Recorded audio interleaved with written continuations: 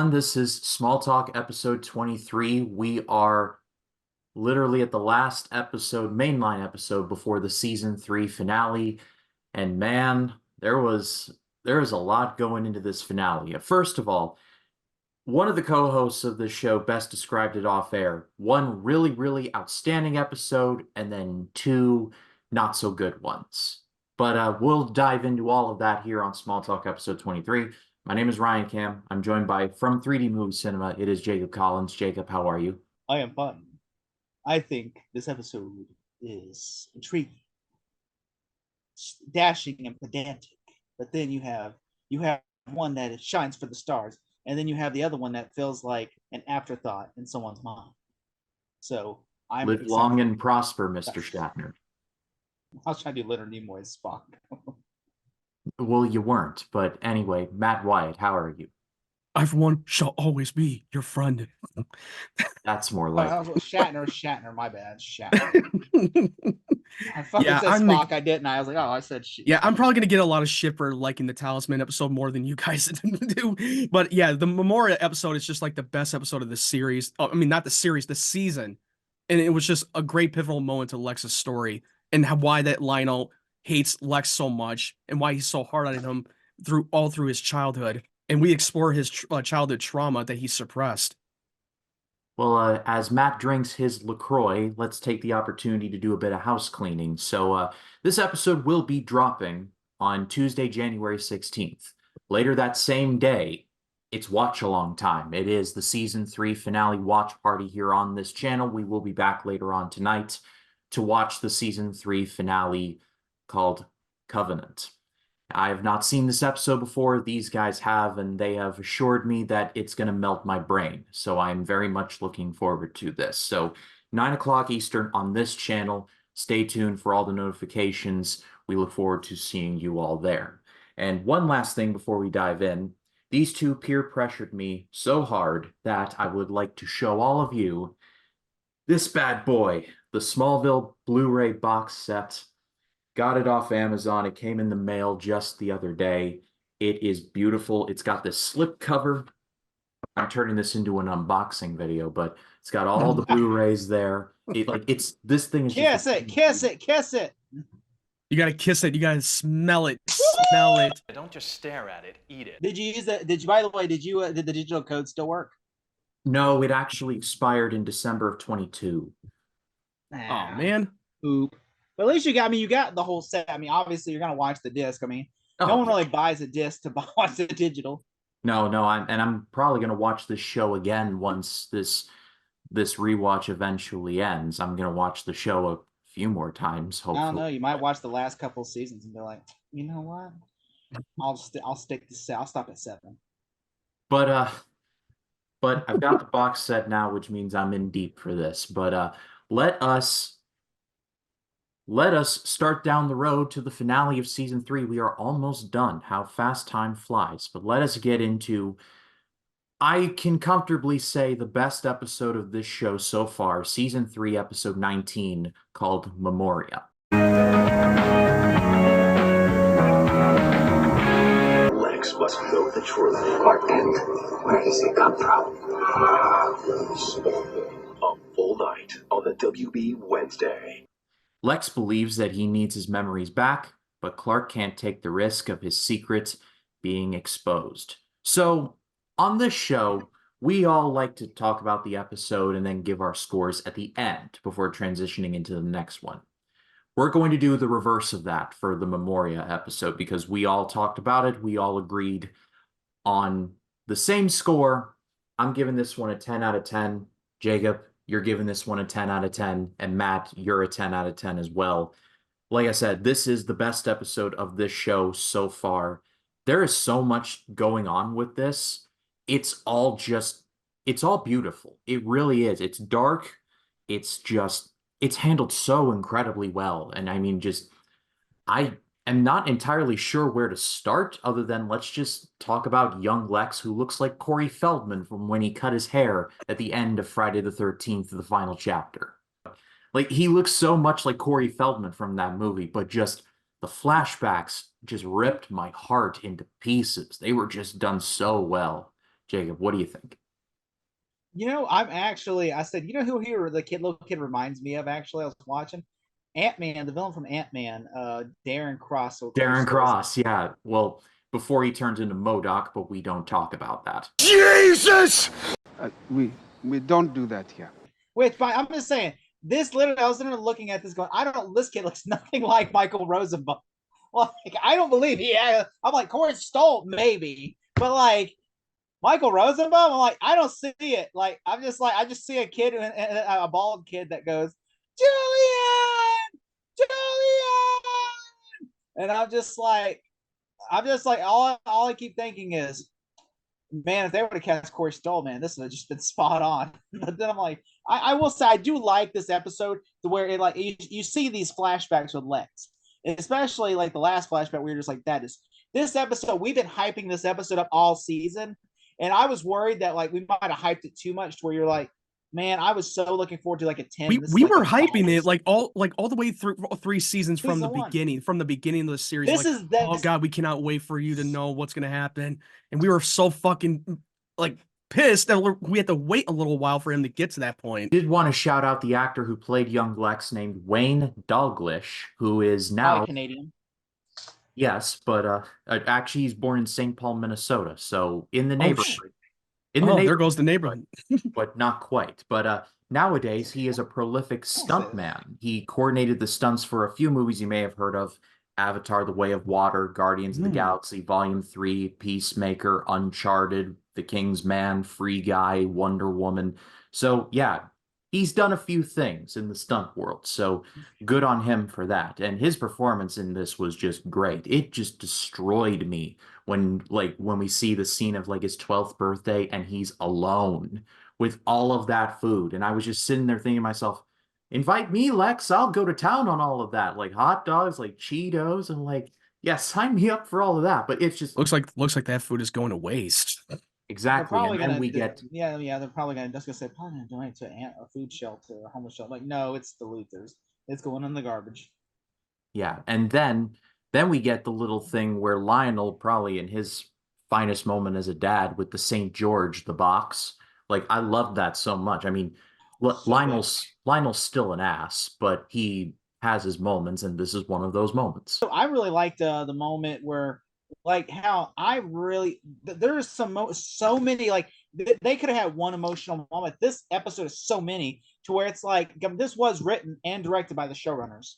So that's why it's so good, because they went for a 10 and they didn't go for it. Even ends like on a sad note.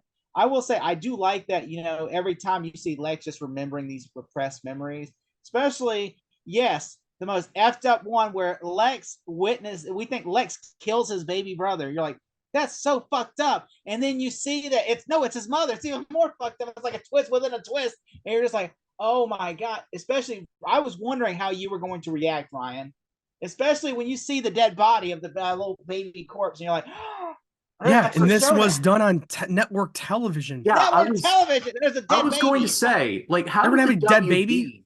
How did the WB get away with that? That's my main question. And the whole conceit of the mother basically killing her own child to keep the child away from the tyrannical father, it kind of reminded me of Kay Allen in The Godfather Part 2, because she's pregnant throughout that whole movie until she drops the "I got an abortion" bombshell, and then like Michael Corleone just slaps the hell out of her. It was an abortion.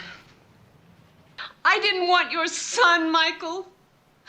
I wouldn't bring another one of your sons into this world. And you...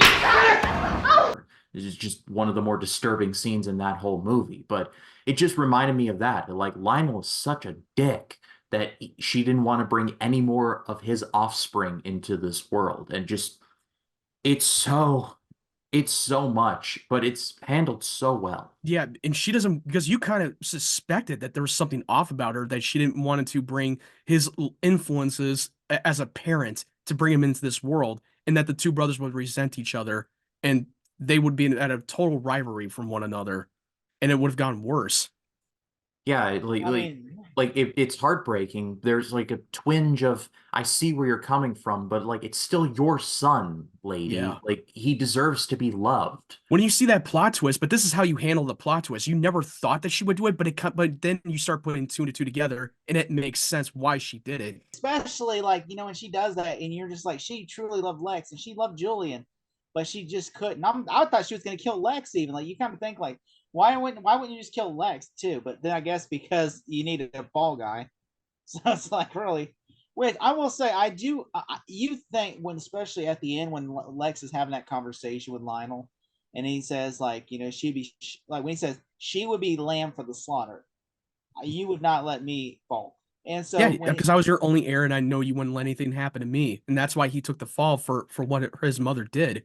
then he cries, he says, "If I would have known, you might have loved me." Like that Yeah, to me, things would have changed between them. That's why it would have been so I got different if he emotional had just known. watching Like, that oh scene my because I'm just God. like, that father, like he does that, and it's just like Lionel feels like remorse. The Like, way oh my the way he's God, I'm breathing, sorry. the way John Glover Like, breathes, he does it so beautifully well and so believable too, and you felt it. yeah, I mean, I'm sorry, I'm getting teared up just thinking about that episode. There's that It's an moment emotional because episode. it is an emotional, seriously, it's like an emotional episode, especially when you see like it's like one relationship, like Clark, and it's like the opposite of each. Because I always like how they parallel. Like Clark's like, "Hey, I found out who my mother." While you find out, well, Lex finds out horrible news about his mother, and so it's kind of Yeah, like, Clark finds out at the news of the good things about his mother from his earlier memories, while Lex finds out the worst stuff of his memories. I totally agree. Yeah, from Clark escapes from pink Krypton. Apparently, Barbie had finally gotten to Krypton before it exploded. I thought that was weird too. Like Barton. it just looked like something you would see on like. It just looked like some like something from like Ella Enchanted or something like that, or it's like some Disney Channel wizard movie or Yeah, I something. guess that the production people didn't want to build the whole planet Krypton because you're just seeing the whole earlier memory for only a short amount of time, and they just didn't want to spend so much money on the budget for Feels like if making the Krypton was on ABC Family. Ironically, it was. because it's the fun how ironic that Smallville did air the reruns on ABC Family.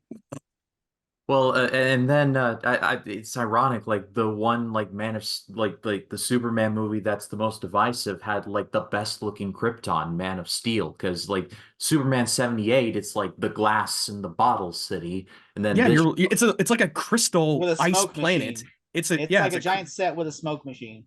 they're wearing fucking glowing Yeah, aluminum yeah, fucking aluminum foil. outfit. It's like, look, Aluminum foil. and then you got John Williams going. Because I guess Richard Donner just wanted to make them a little bit more Everybody's alienish. gonna be wearing aluminum foil in the 80s and 90s, and then Predator 2 kind of does that shit too.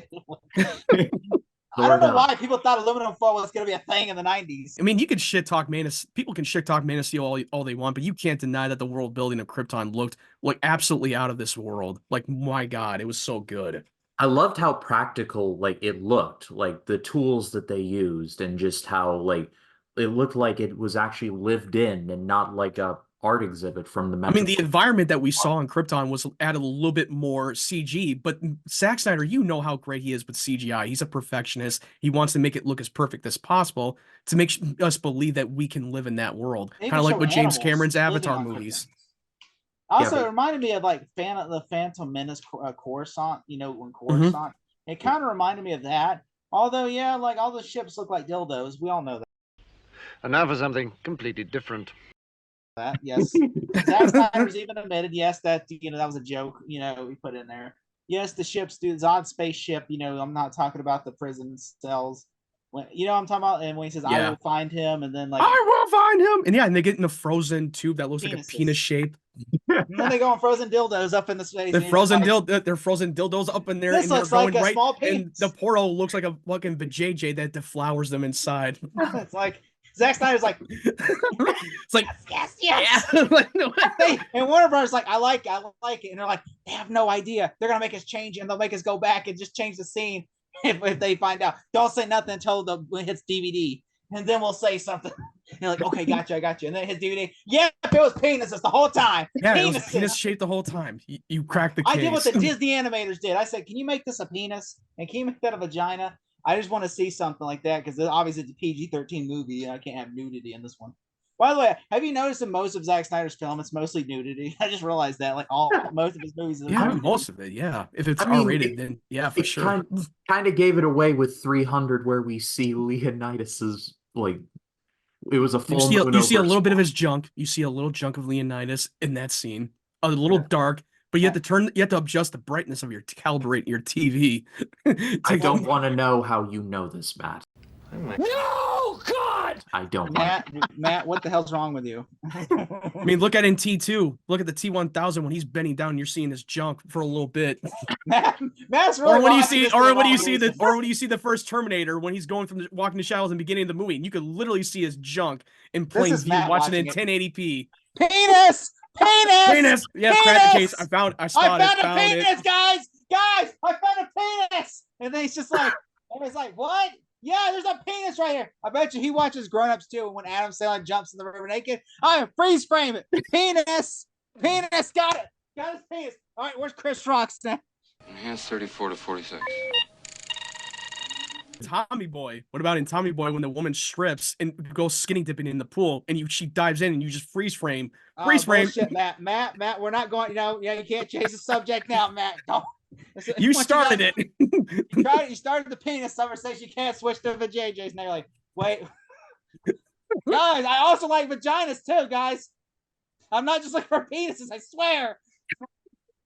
Matt, I must ask you, how many times when you were watching Superbad did you pause at the penis lunchbox scene?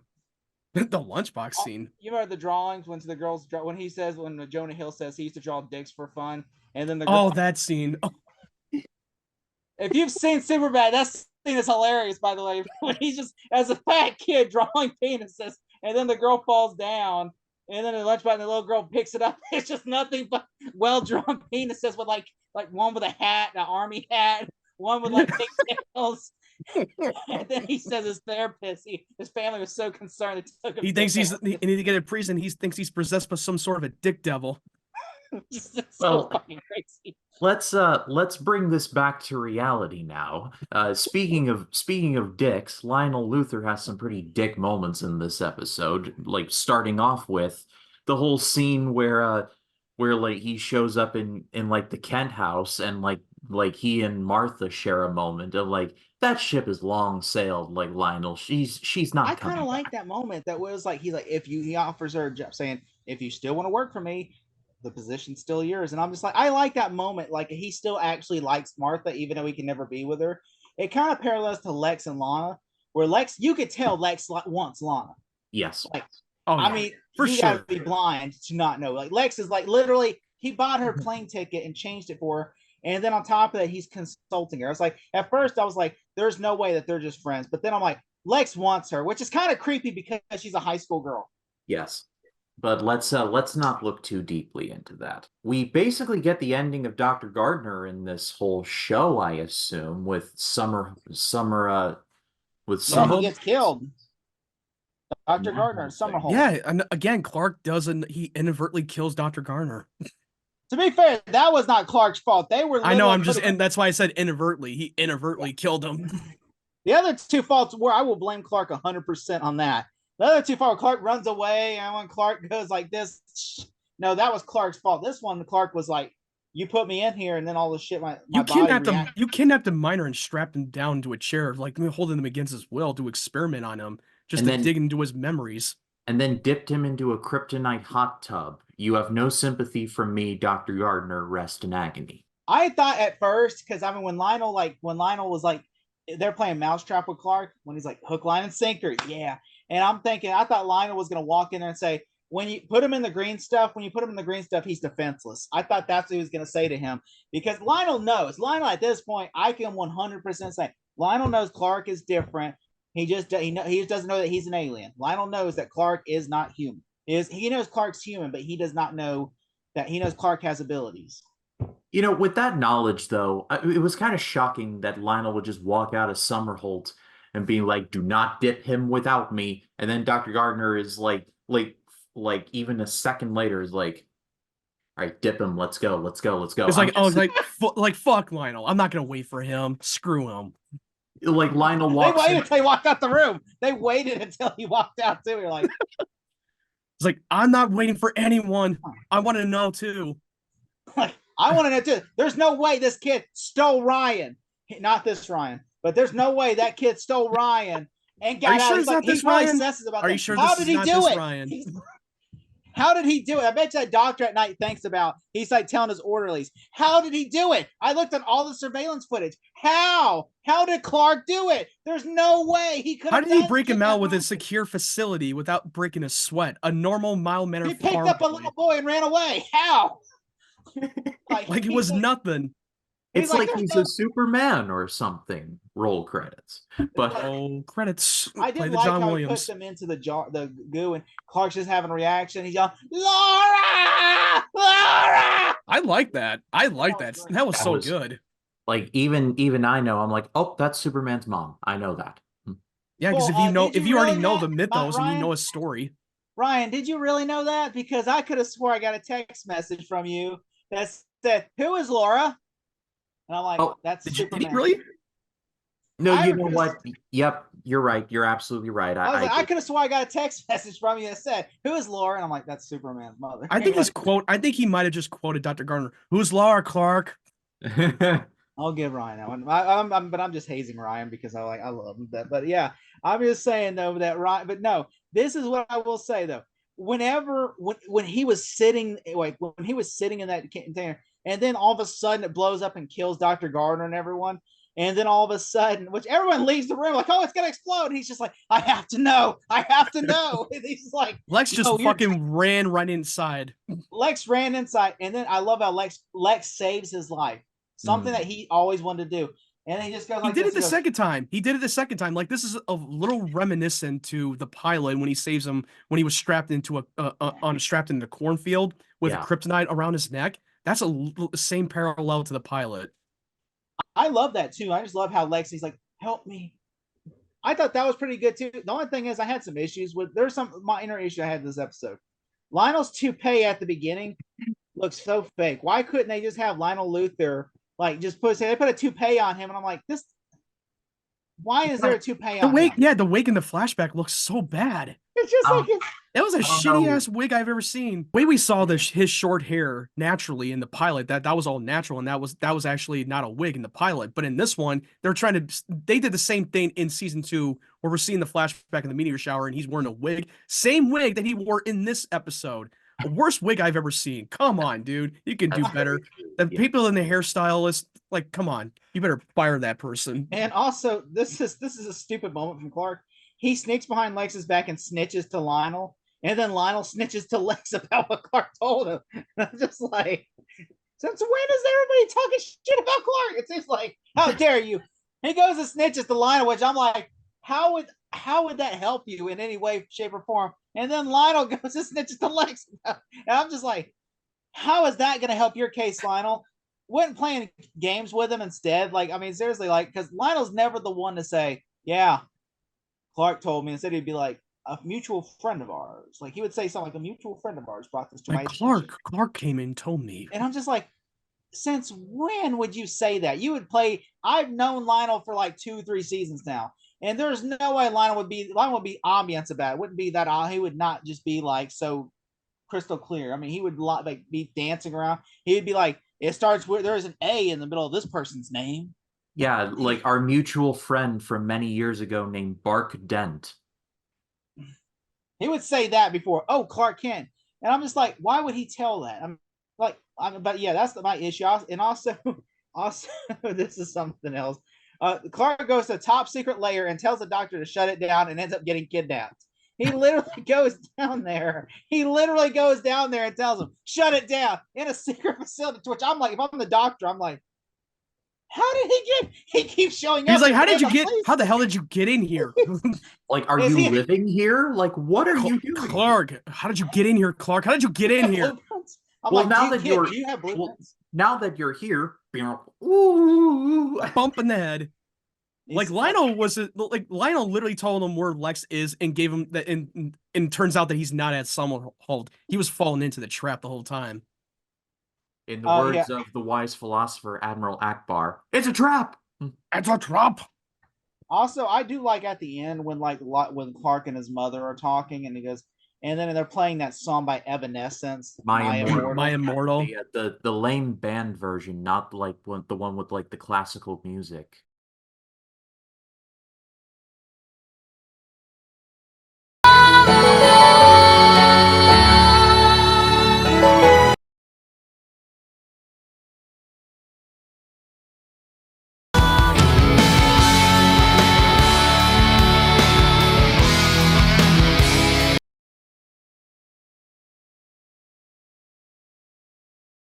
I like both versions, but like the one where it's I kind like of like the band version a little bit more. I I thought like it was the a band little bit more powerful than the classical version.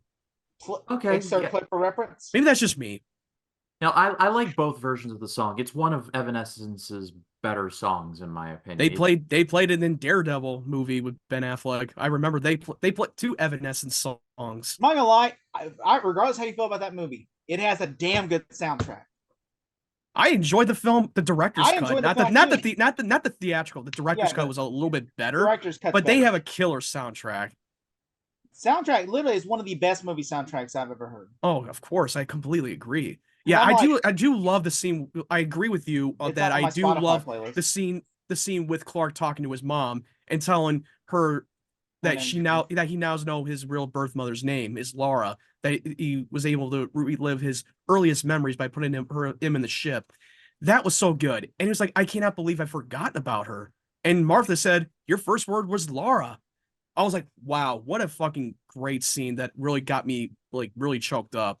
I sent Ryan. I said, was this your the emoji of the guy crying? I said, was this your reaction to the episode? And Ryan's like, yep. You know, I'm the like guy my crying. reaction. That's like my reaction for the meme is Will Smith crying in the Pursuit of Happiness. That's me in that emotional state. Or I Anthony agree. Anderson crying on the couch. Oh, that's Blackish. Like that to me, I love that one too. There's three ones I love. Like the one is the guy crying, or Anthony Anderson from Blackish when he's on the couch crying. I love that one too. You know, there like in seasons 1 and 2, there were several that I could consider my favorite, but this is slam dunk my favorite episode of this season. Oh. All tens across the board. I think we all can move on now, but let's take a massive step down in quality. Let's talk Like the season. worst episode in this 3 episodes is this is so terrible. It's so bad. I can't believe anybody would actually like this piece of shit.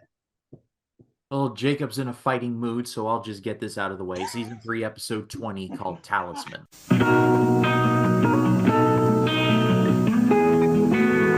Prophecy warns of darkness in his closest friends. You actually believe I'm capable of that kind of evil? Friend who becomes the enemy. Only 2 episodes remain until the incredible season finale. Fresh as Smallville. Lionel calls Professor Joseph Willowbrook to the Kawachi Caves to show a recently found ancient object. Professor Willowbrook brings his assistant, Jeremiah Holdsclaw, who takes the relic from the hands of Lionel. It transforms into a knife and makes Jeremiah as powerful as Clark. Sure. He runs away from Lionel's security men with the mythic knife. Professor Willowbrook insists that Clark is Naman, the man who fell from the stars, and in accordance to the Indian prophecy, that knife belongs to him and could be destroyed only by his greatest enemy. Jeremiah thinks that the enemy is Lionel and makes plans to kill him. Meanwhile, Lana decides to move to Paris to be away from Clark and make a fresh start. Also, a troubled Pete reveals to Chloe that his parents have decided to get a divorce because they had nothing for Pete to do with the remainder of this season, so they had to give him something to keep him around. Like, I swear, like, can you guys tell me if he gets written off? I have a feeling that he's about to be written off. Do you want us to tell you that? Do you want us or to no? tell you or what? I think it's better if we don't tell him yet. I mean, yeah, because remember he's not in the next episode. Oh yeah. No. The Yeah, next episode. That was his last episode. Yeah, that was literally his last was appearance his last in this episode ever. Yeah, this is his last appearance in this episode.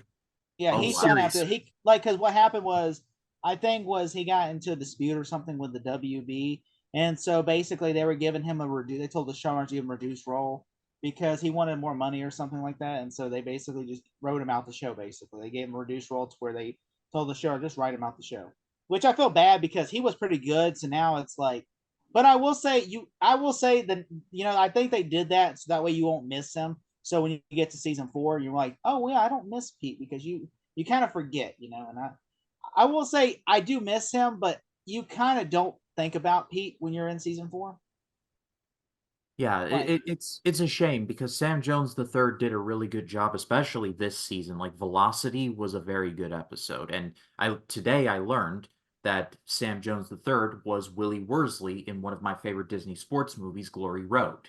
His role is a little smaller, but he is there, and I thought he did a great job there. So props to Sam Jones the third. But Jacob, your nuanced thoughts on the Talisman episode go. so this is bullshit. Now, I will say before I start throwing gloves with Matt, I will say the positives before I say the negatives. Okay, all right. I do like this has a practical car explosion, and I do like the Lex and Lionel in the hospital and the Jonathan Clark scene in the kitchen, and I also like the Lex and Lionel at the university, and I like Lex selling the Talon, and I like Lex and Clark at Lionel and Clark at the Kent farm, and Clark showing Jeremiah the kryptonite, and then just slapping it off him like bullshit. And then Lex getting stabbed, and Jonathan and Clark getting stabbed, and Martha and finding him and healing him, and Lionel getting kink tied for a sacrifice. You know, I thought that was pretty good. Lionel getting kink tied, and then of course with Lex and Lionel on the dagger. I thought those were some good scenes about it. You know, but yeah. Besides that, this episode is dog shit. You know, it's basically they wrote a really good episode, and they were like, you know what, we got 3 episodes left, and we really only need one because we need one episode, and we have that finale already outwritten. So they're like, well, let's just make sequels to our other episodes. Let's do one about the little girl, the ghost girl, and let's do one about the Indian skinwalker episode. Let's do a sequel to that. And then, which my issue is, if this would have had a better actor, I think it would have been much better. But the thing is, they had a character that's like, I am going to destroy this. You cannot stop me. And he goes, I am going to destroy you all. I'm like, why is this guy reading a prompter or something? Why the fuck's wrong with you? Why is he reading a prompter? Is John Schneider holding the cards up and going, you got this, man. You got this. Like he's reading a prompter like it's a late night TV show and he's like Jimmy Fallon or something. But yeah, I just think there's some issues I have with this episode, but I'm going to let Matt talk because I know Matt's going to love this. He loves this episode to death. He actually said this was his favorite episode. He's the only reason he just didn't want to feel bullied. That's why he said Memoria was like number 2. So he really, but truly, he didn't like Memoria. Round 1, fight. Anyway, like I enjoyed this a little bit more than you guys. I don't think it's like, oh my God, it's a top tier episode. I do agree with the Jeremiah thing. I did not like him very much. I do like the whole that we still continue to explore the little bit of the mythos and the prophecy about the Mon and Sagith. A pivotal moment with between Lex and Clark when they become enemies.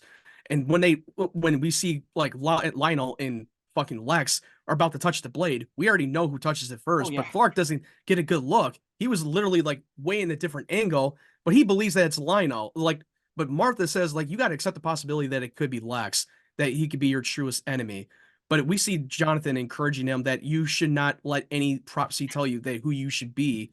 Like you need to write your own destiny. And I thought like, oh God, what a great moment with John Schneider's performance, which that's something that I do truly appreciate about this episode. And the ending where Lex is doing another interpretation about Naman and Sagith, that he believes that Sagith could be is the hero of the story and Naman is the enemy of the world. I've been thinking a lot about this prophecy. I've got a new interpretation. This Naman guy is supposed to come from the stars, have the power of 10 men and shoot fire from his eyes, right? But if one person could do all that, he would be a formidable enemy. He could become a tyrant if nobody kept him in check. Anybody who'd be willing to fight him would have to be pretty brave. Did it ever occur to you that maybe the hero of the story is Sagith? It's kind of, I will give you that. That is true. I do like that. I like the fact that, Lex is like, because Lex, like, have you ever heard the saying, each villain interpret, and they're the hero in their own head. Yeah. And so that's what's the great thing about Lex, because he believes that he's the hero of the story and not Clark. And that's in his own interpretation. Which I will say, I do agree, Matt. I think I will say, let's hear Ryan's interpretation. Ryan, what did you think of this episode? What'd you like? I didn't think it was bad, but it definitely felt like we need to make this a 24 episode season. So they just like it definitely felt It hits the last two ones like out of thin air. it felt filler, but I did like predictably the Clark, Lex, Lionel, Jonathan, that stuff with the whole Naman and Sagi. That was great. I did not like Jeremiah. I wanted to, because the actor who plays him is actually in movies like Pocahontas and Open Season, so he has a couple good credits to his name. But he just like this character just felt like we need to have a reason for this dagger to exist. And we can't have the professor do it, so insert random protege that we will have never met before and will never see again. It just felt contrived, I guess.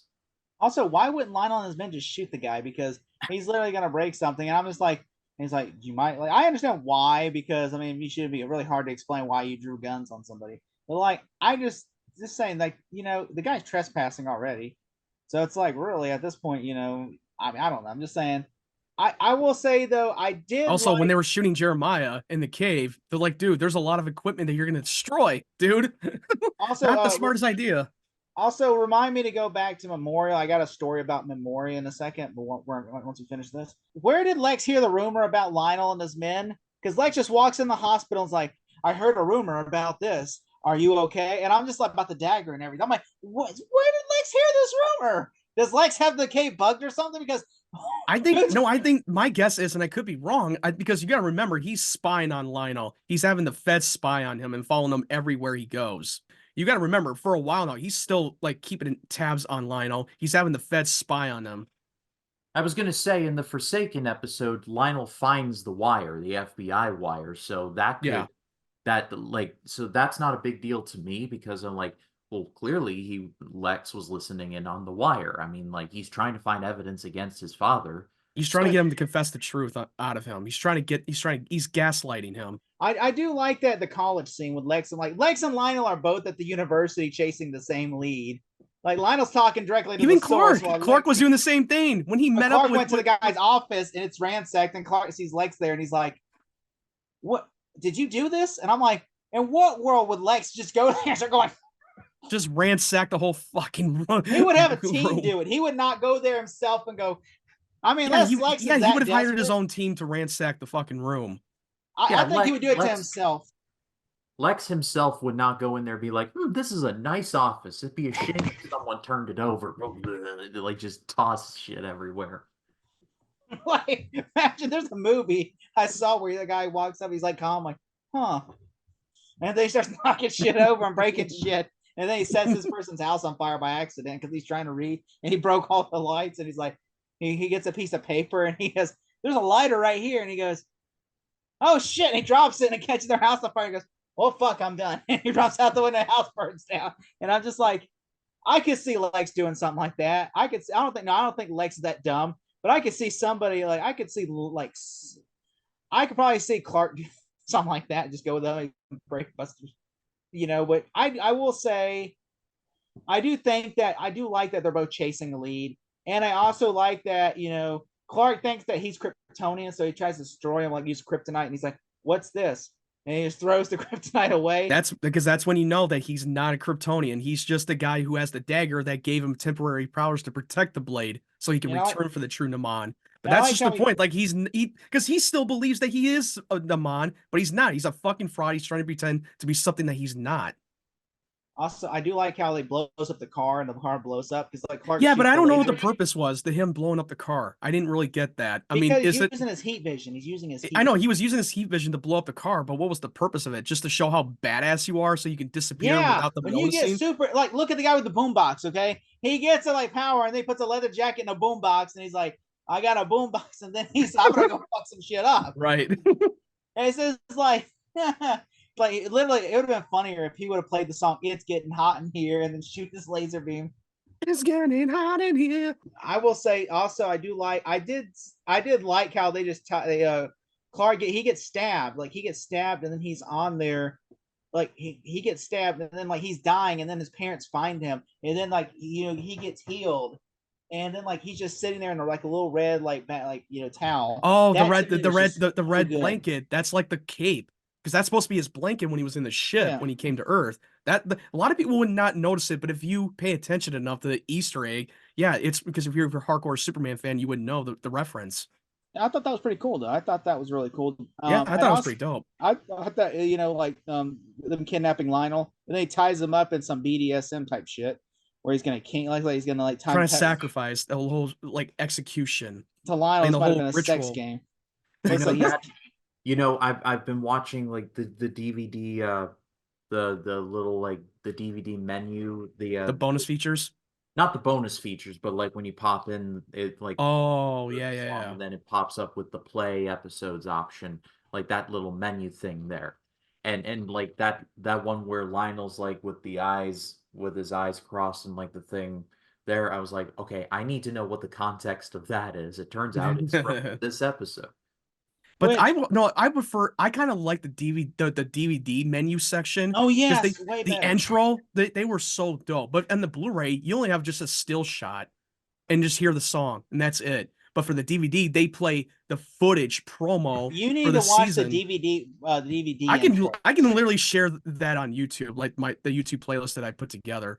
But I feel like you should just wait for like mostly around, because there's all 10 seasons on there for the DVD bonus features. Ryan's gonna go for a whole. He's like, I want to see all the intros.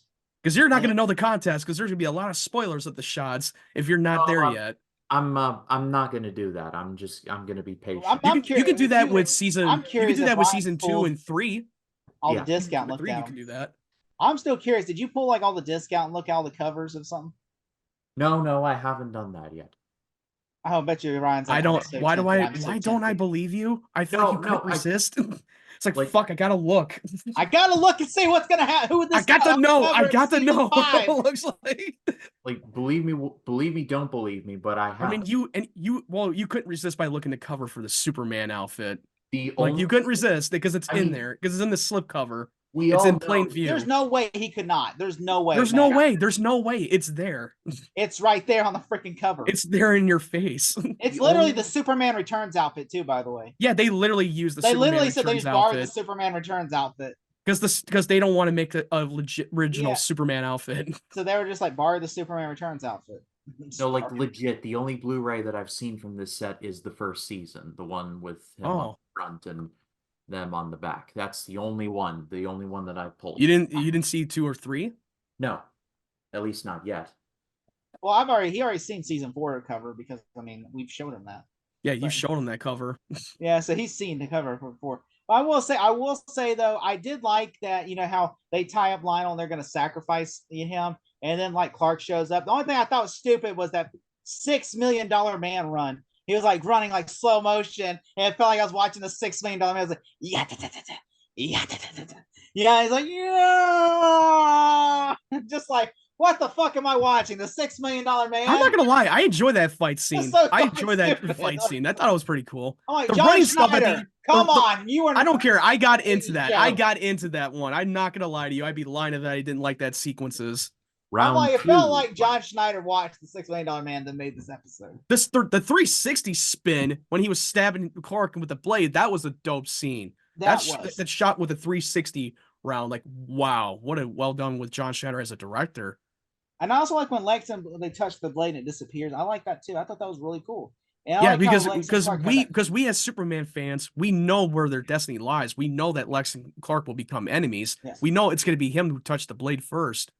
and there's some info behind the scenes. They said the showrunners fired John Schneider from directing this episode after he finished it because there is a deleted scene, and Matt will send it to you, where they're in they're Lex because they were shooting because the showrunners were shooting Memoriam, and so they were like they had Lionel they did not have access to Michael Rosenbaum or Lionel Luthor at the same time because they were shooting Memoriam. So they said so John Schneider said I don't have access to him, so he shot with a body double with Lionel and then a body double with Lex, and then cut the scenes together. And then when the showrunner saw that, when Alfred Gruff and Miles Miller saw that, it said, "We don't shoot Smallville that way." He said, "You're not directing any more episodes."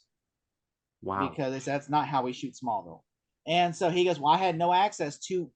He says, "I had no access to Michael or John that day, so I had to improvise. So I just shot Again? with John." I And he can't did a good act with job directing. myself, Yeah, guys. and I watched that deleted scene that was cut out. I was like, why would you do that? I don't give a shit how you. I love the way he shot it because if you don't have these two actors in the same scene together, you have to improvise as a director and try to make it work and shoot around it when they do have schedule. The scene when Lionel truly believes in the prophecy when they both touch the blade, and he believes that Lex touched the blade first and that he will become the greatest enemy. And Lex was like, "You touched it too, Dad."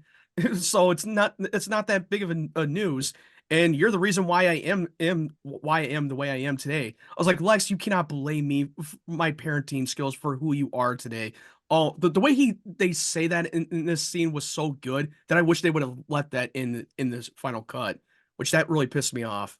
Yeah, it kind of really irks me too because it's like they did such a good job, like which John Schneider, like he said that he thought he did such a good job that that, oh yeah, I did a great job, and then all of a sudden the showrunners looked at it, which he says John Schneider, because they interviewed John Schneider on Talkville, and he did say that like he thinks that if because one of the showrunners saw it and then told him you're never directing it, the other showrunner who was directing the episode at the time, Miles Miller, he thinks if he would have saw it and he told them what happened, then he thinks it would have probably been like, oh, it's okay, I'm sorry, we'll try to reshoot it, we'll do whatever, I'm sorry, but instead the top one, the other showrunner was like, no, you're done, bye Felicia, you're done. Bye, Felicia. Well, he didn't say bye Felicia, I'm just saying for bye. Yeah, he I said know. something like bye Yeah, Felicia, you're done. Like you're more like paraphrasing. Yeah, paraphrasing. Yeah, but I will say, but yeah, and I felt bad because John Schneider did a good job directing, even though he's in this episode, and yeah, he was not in Memoriam because Yeah, this is like one of the first time the episode that he was not actually in. Which yeah, but yeah, and also yeah, but yeah, this I'll talk about Memoriam in a second about what behind the scenes drama they have with the network. That's actually really funny. Well, let's do that in just a second, but let's go to ratings first. Jacob, 1 to 10, what do you have? I will say Matt did make some good points. I will say it's a 6 out of 10. That's fair. All right, Matt, what about you? I'm probably going to give this thing a 7 out of 10. It's a solid episode. I agree that Jeremiah stuff I did not like, but if you take that out, the other stuff that was in that was so good that I can definitely get past that. I'm going to side with Jacob. I will go 6. The Jeremiah stuff was not great, but everything else around it was very good. And it just, like I said, wasn't a bad episode. It just, this episode kind of had a thankless task of coming after Memoria. So I think they did the best they could, but, still just like, it was just kind of there. But before we get into the last episode, Jacob, Memoria drama or whatever that story some is. tidbits, drop some memorial tidbits. That's what we're going to call it in the title section. Jake drops some memorial tidbits. But no, what happened was they said they were directing the episode. Okay, they were directing Memoriam, and J.J. Abrams at the time was writing a Superman movie called Superman Flyby. This is all, by the way, on Talkville they were talking about. And so if you want to listen for reference, and they were talking about, they said they were directing this episode, and then the network saw it and said, you can't put the Krypton blew up. Why not? Because in J.J. Abrams' script for McGee's movie, Superman movie, Krypton doesn't blow up. You what? And I'm like, but in the Superman mythology, it blows up. And in our show, the whole reason why he's here is because it blew up. So how are we going to explain, oh yeah, that planet you're from that blew up, guess what? It didn't really blow up. And also, so it makes no sense logically. And so it's like, and they're like, yeah, but we're afraid the fans will go see the movie. And then the fans that watch Smallville are probably going to go see the movie. And if they watch they're probably going to get confused and saying, well, it didn't blow up here, but it blew up here. And they're like, so the studio would like it if you would say Krypton didn't blow up. And they're like, Peter, we're arguing your own mythology against you, man. And he said, this is like 75 years worth of material.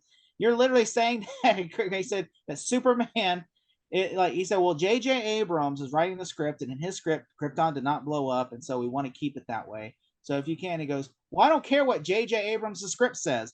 Our story has nothing to do with that story. Our story and his story are two completely different stories. They're in two different universes. So our story, Krypton blew up. And he goes, you should probably tell JJ, maybe he should make it where it blew up, because there's no way Krypton did not blow up, because we would not have Superman if Krypton did not blow up. And then just got into a stupid argument where they were trying to like say like, well, maybe Krypton didn't blow up. And it's like, well, then why is Superman here? That's the whole reason why Krypton, they just put him in the pocket. He's bad parents. Yeah, because that's literally the purpose of why Clark is here in the first place on Earth, because his planet was destroyed. It's been done for like how many years now? For like 80 something years. And like really, because I remember what you brought it up about Krypton not blowing up. I remember that pitch of that script that was leaked online like years ago. And when I looked into it, that they were rebooting Superman Flyby, I was like, huh. Like, that doesn't make any sense. Like, what the fuck? J.J. Abrams, ladies and gentlemen. Yeah, like, come on, JJ. Like, you know better. He's a better writer. I will say this was back when he was just writing Armageddon and stuff like that and Joyride. So, like, this was back when he was a first underachieving writer. So, like, now I will say he's a better writer now than he was back in the early days. Like, he was a good TV writer, but a movie writer, he was not. He didn't become a good movie writer until Star Trek. I mean, we've seen a lot of auditions for Superman role that couple of actors that we know, like Henry Cavill, was up for the role for Superman Flyby, but they thought he was too young to play the character, and they wanted to find someone Josh, what was it? Josh, they cast Josh Hartnett as Superman? Yeah, Hartnett. No, he was up for the audition as well, but they wanted to find someone who can really capture the essence of Christopher Reeve's Superman. Who was it they cast as Superman?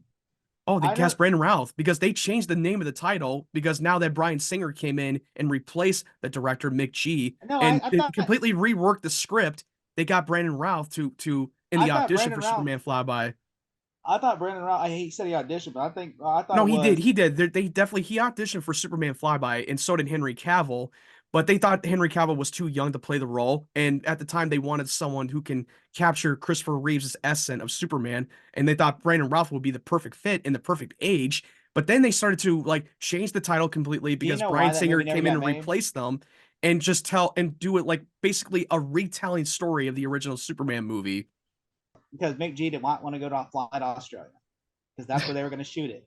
And he did not want to go fly to Australia because he was afraid of flying after 9/11, which is understandable. But he did not want to fly to Australia, and he refused. And the studio said, if you do not go because they wanted to go in pre-production Australia. And he said, I'm not going to fly. I'm not flying. I'm not flying. And then because he wanted to try to hope it, he was trying to see if they could do it in LA because that's where lives. And they're like, no, we're going to Australia because taxes are cheaper there in Australia. And so he was like, come on, please. And they're like, no. And if you don't, we're going to fire you. And so he's like, I'm not going, fire me. And they fired him. And then they shut production down. They canceled the movie. And then Superman. They canceled the movie, and they just got Bryan Singer to come in and replace it. And they just completely changed the script and changed the title. You couldn't hire another director that's like to just do the same story. Like you couldn't bring in like someone like say, hey, like Michael Bay or. They probably thought that was not going to sell to the audience, that it was going to be like completely go against the mythos of Superman. And they thought like, hey, let's just do a retelling of the same story from the original Superman movie. And let's get Brandon Routh because he literally looks like Christopher Reeve and he can literally capture the essence of Christopher Reeve's Superman. And that's what happened. You know, it's funny. You know, it's really funny. We were going to get a Justice League movie in 2009 from George. Yeah, Justice League Mortal that George Miller was going to direct. Yes. And the only reason why it didn't get made was because 3 reasons. One, the writer's strike happened. Yeah, that's in 2009. True. And then the second thing, what happened was after the writer's strike happened, Australia changed their taxes laws. And then the studios, that's when all the studios started pulling out of Australia they had the best tax law. Now I think Georgia has the best tax laws. So Australia had the best taxes. And so then they're like, all right, we're going to shoot in Australia. Because if you don't realize, that's why Star Wars shot in Australia, episode 3, because they had great tax laws.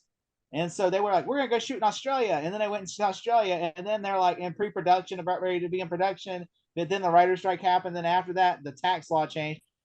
And Warner Bros. Like, fuck you. We're not going to shoot in Australia. Pull out. And George Miller's and also before the writer's strike took place, they had to write the script as many times of their own pitch. And they had to pass it along. And once they have the script and once the writer's strike is starting to come, that's the script you're going to have for the movie. Yeah. And they were going to have to shoot that script. But then then George Miller said, all right, after the writer's strike, you got to rewrite the script. And you're going to have to shoot the movie. And on top of that, but then they're like, oh, you're not shooting the movie because tax law. We're pulling out Australia. And then George Miller's like, well, I'm not doing it then because Australia's my home country. And then, of course, that's one reason why he agreed to do it. And then so they're like, well, I guess you're not doing it then. And then that's Dude, when just imagine we would have gotten a Justice League movie before the MCU started to have their own little Marvel team up movie. I mean, how different would have been? They had the cast, they have everything they needed to film that movie, and it was supposed to be around like $300 million to make this movie. Yeah. Oh my God! Like this is what well, at the time it was supposed to be the most expensive budget blockbuster movie that they ever done. Yeah, this was going to be Endgame level money before Endgame. Because they were literally spending 300. Nowadays, every Superman movie is 300 million. But like at the time, that honestly, it could have been the best movie ever. It could have been the worst movie ever. It could. Well, we'll never know because all we read the know is script. what we saw from the script script. Was not good, but you know what? It could have been. Sounded odd. It felt to me like the TMNT movie from 2006. They were taking a lot of influences from the Justice League animated series. It felt like everything was pre-existing, and so you had to have knowledge of what was happening, rather than just dropping them in. And I'm like, that kind of irked me a little bit. And this was literally coming around at the same time when the Nolan's Batman movie was coming out. Nolan was not happy about it either. Oh yeah, that's one it reason why. I mean, at the time, I don't think people were ready to have multiple iterations at the same time. Like, why were we watching this version of Batman, Armie Hammer's Batman, and then we're seeing Christian Bale's Batman in a different universe? People were not ready for multiple iterations. I wouldn't have been happy with either because one Batman's a cannibal and the other one's not. I mean, yeah. If you get the reference, you understand what. If you look at Armie Hammer, just Google Armie Hammer, you'll figure out what I'm talking about. Yeah. And also, Superman Returns came out at the same time that Smallville was still running. Oh, I got something funny to say. So, Batman Begins came out the year before Superman Returns did. And so I remember watching the MTV Movie Awards. Okay, this was 2006 MTV Movie Awards, and they had the cast of Superman Returns present the award for Best Action Flick.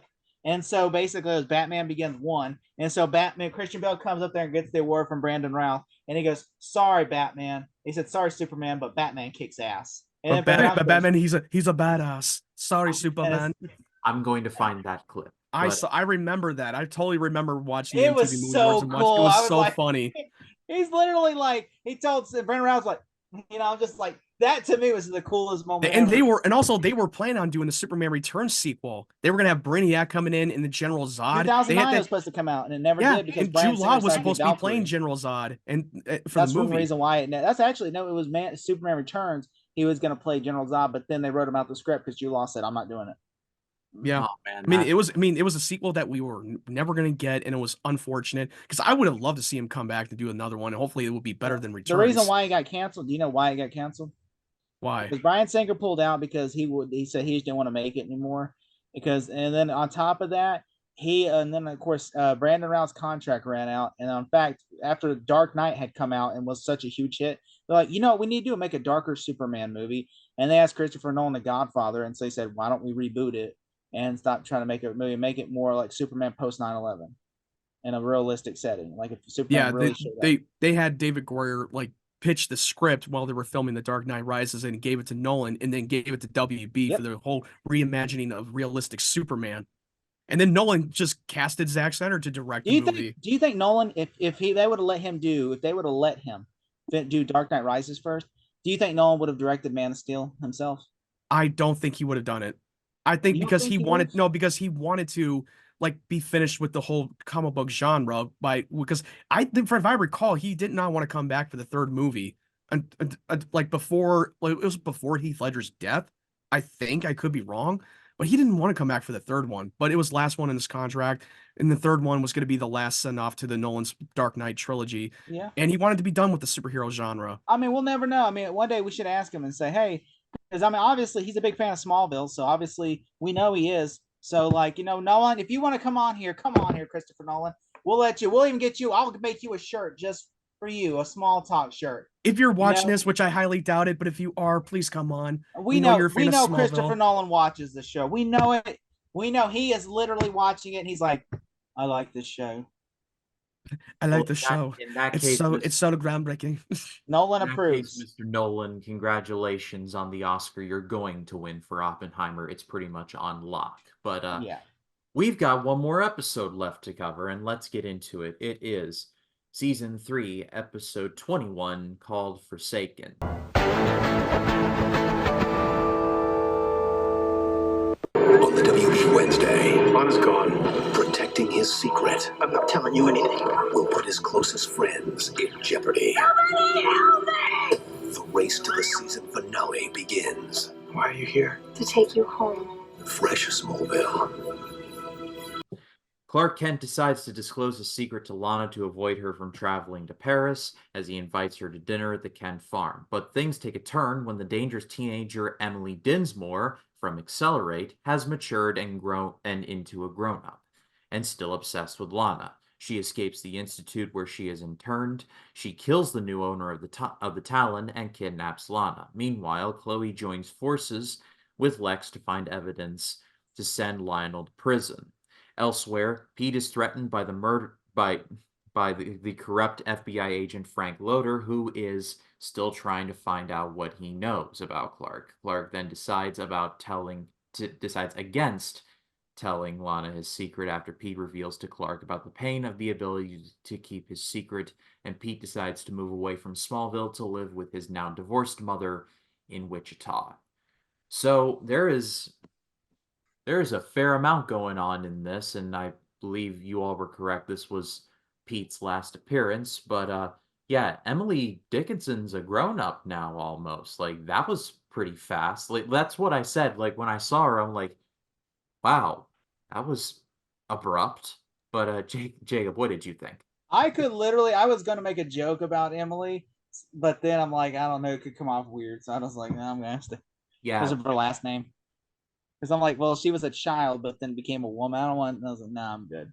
I was like, I'm gonna just throw that joke out. But I was gonna say, but yeah, I did like parts of this episode. Most of this episode, first off, this girl looks nothing. This girl, this Aubrey Plaza wannabe, looks nothing like the girl from the original episode. Okay, they couldn't even cast someone that looks like her. Instead, they just cast a girl that looks like Aubrey Plaza. I watched that episode the first time when the season 2. She looks nothing like Aubrey. Her younger version of Emily Dinsmore looked cute and young. Lana And then you see looks a comparison photo, and they look nothing alike. But she looks more of a serial killer, even more when she's older.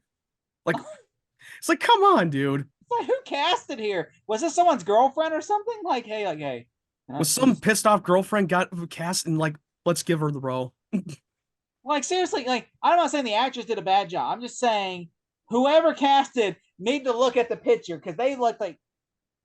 And I don't see it. What drove me nuts about it is that on a computer screen in this episode, you have kid Emily and then you have adult Emily. And you're right, Jacob. They look nothing alike.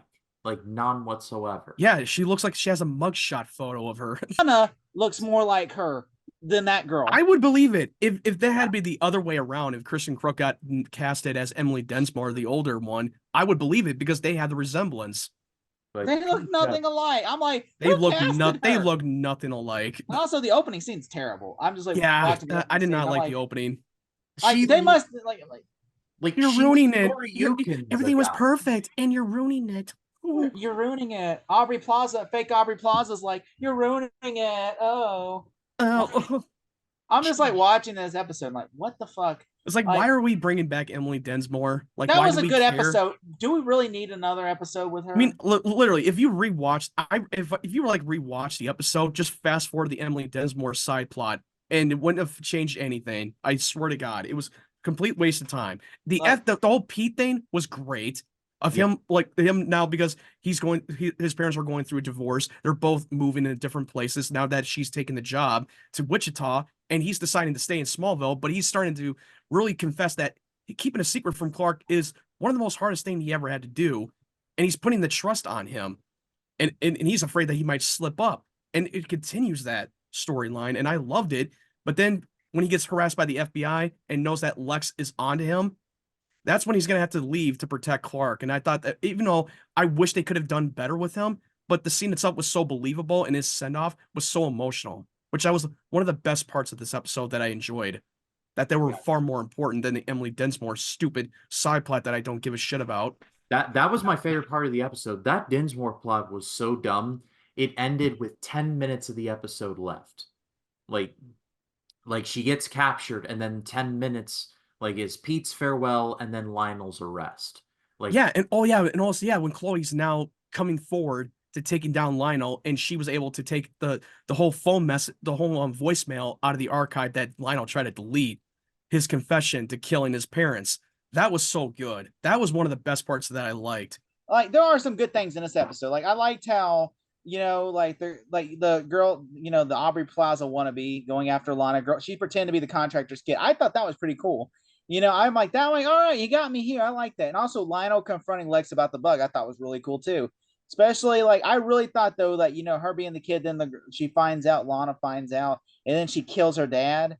Like I thought that was like it shows you that she's just like she's killed burning all bridges and just the only thing is that I did have some issues after she kills her dad, okay, and kidnaps Lana. Wouldn't the Luther Court be alerted that they have a monitor this site that that girl just able to kidnap her and put her at this location? Also, this girl kidnaps Lana and then she goes to her shift. She literally goes to it when does a shift at work. I'm like, what the hell? Like she's literally working a shift.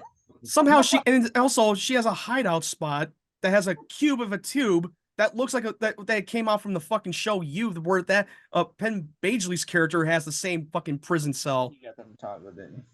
Yeah, and she tries to kill Lana with chlorine. I'm like, the fuck? What? I thought she killed her with gas. Like I don't know what it was on the tank.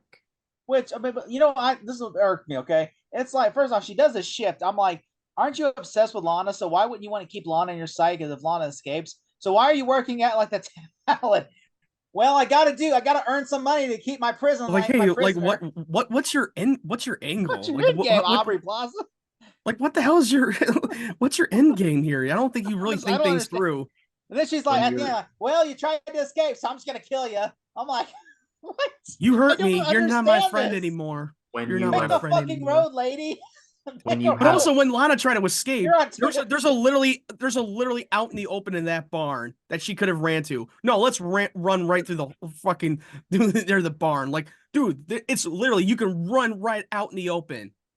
I will say the shot with her running through the water was cool. I thought that was a cool. The effects were pretty dope. Yeah, that was a dope effect.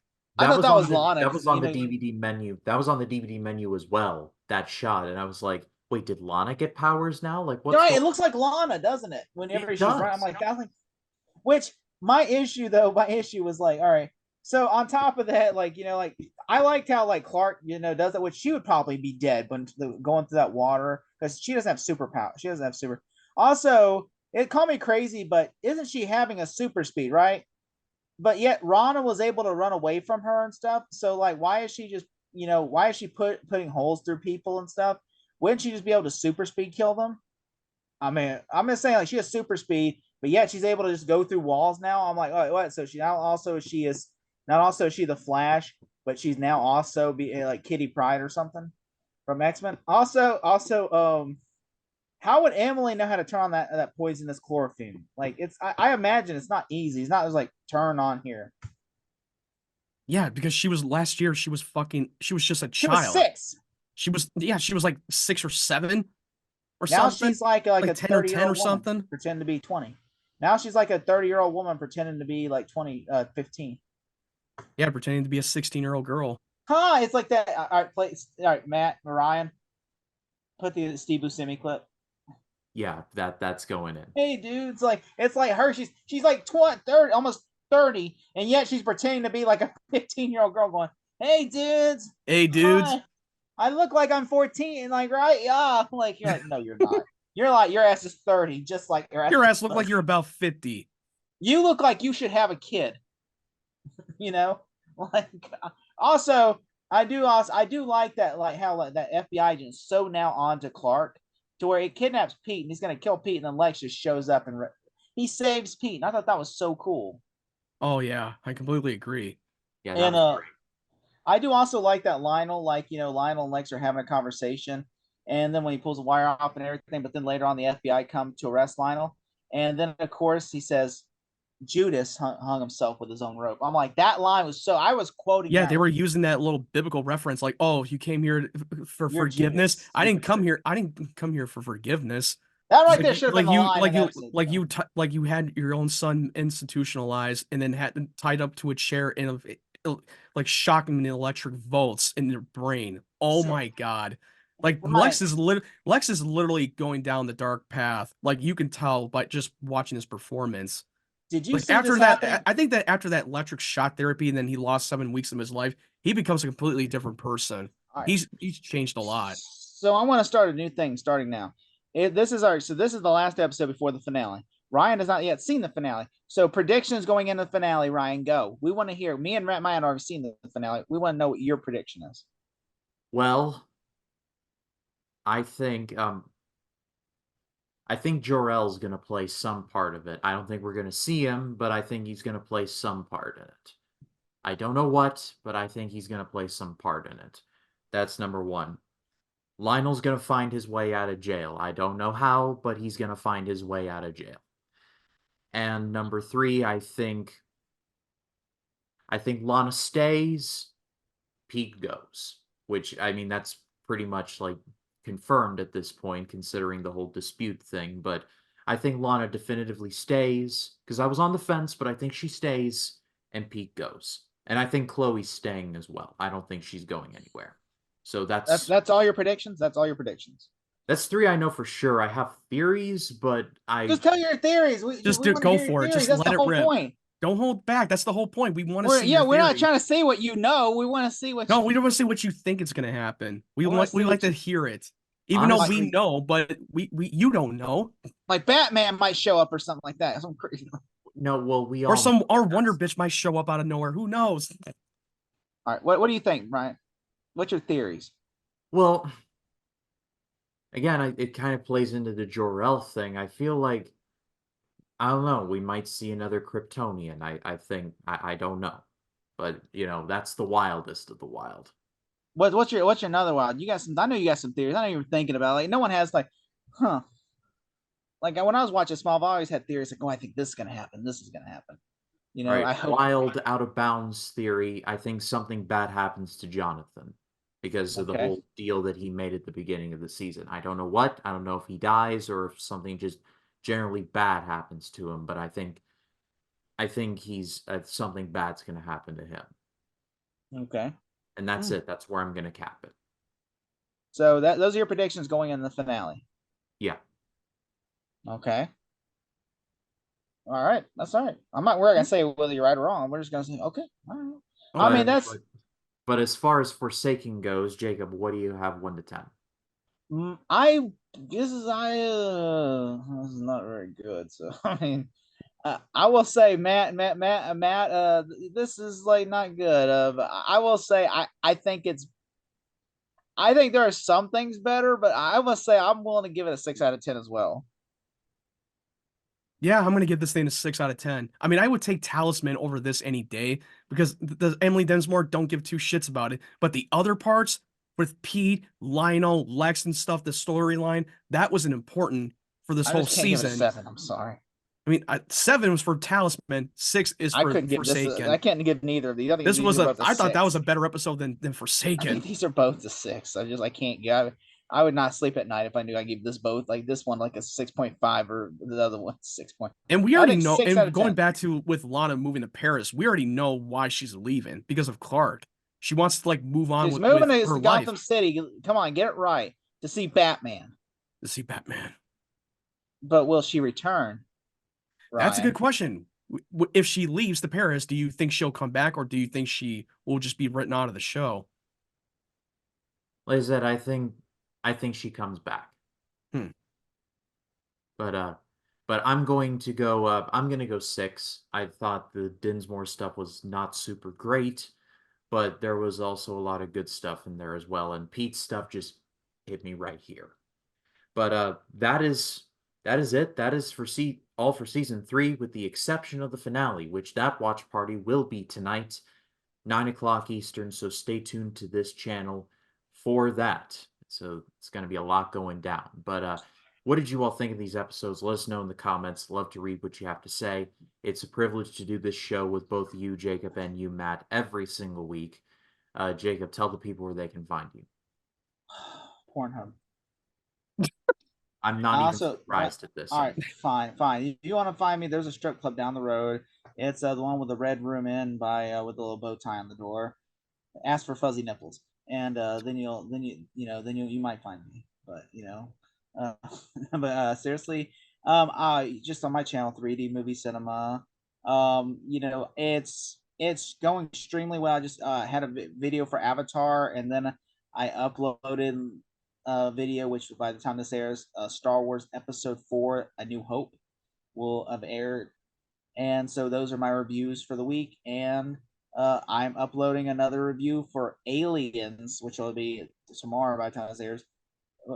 Aliens, Colonial Marines will be the next review, video game review. So you'll enjoy that. You'll have to eat shit before you get to more gold. So. Well, the link will be in the description there, Jake, or Matt. Your link tree will be in the description. You got any reviews coming up? Yeah, I got a few videos coming up. I know I've been very behind lately for the past couple of weeks because I got caught a bad cold and I couldn't talk very well. If you watched our New Year's Eve live stream, it was a shit show when you had to hear my shitty voice for the whole hour or two. But luckily now I'm gotten better and now I'm trying to get back and catching up on making a couple of videos, which I will be recording my Blu-ray collection that I purchased in 2023. I will record one of my most anticipated films of 2024 that I'm looking forward to. So definitely keep an eye open. And I need to get back into editing a couple of videos that I recorded that I haven't edited yet, which is a couple of James Cameron movies with for The Abyss and Terminator 2. Yeah, look at that penis. That's why he's like watching that Terminator 2. Yeah, look at that penis shot. Just pause it. First of all, Matt, your voice was fine, but I appreciate it. Thank you very much. Yeah, I mean, your voice, I did not know. I just thought you were drunk. No, well, really. By the way, Matt, is it your most anticipated movie of the year, Madam Web? You caught me. No one's expecting that piece. It's like, oh, he said like his most anticipated movies, Madam Web. It's gonna be the future of cinema. It's gonna be what it's gonna be what Martin Scorsese says. This is cinema. This is cinema. You remember when somebody catfished Tyrese and put a fake quote, and Tyrese thought that was real. And so for Morbius, when someone put a fake quote, it's Morbin time. Scorsese saying this is cinema, and then he tweeted that shit out, and the director of the film had to tell that that's not real, and then he deleted it and made himself look like a dumbass. I was like, anybody could, a quick Google search could have told you that that's not real. A quick Google search. Well, on that pleasant note, all of the links to everything that was just talked about are in the description. Go give these guys a subscribe. As for this channel, the 1999 project continues apace. The road to Godzilla x Kong continues apace. The release date has been moved to March 29th, so I'm going to have to shuffle the schedule around a little bit, but I will be reviewing every Godzilla and Kong movie. That is my promise to all of you. But for Matt Wyatt, for Jacob Collins, my name is Ryan Cam. For Truth, for Justice, for the American Way, we will see you tonight for the Season 3 finale watch party. We love you guys. Yes, we did.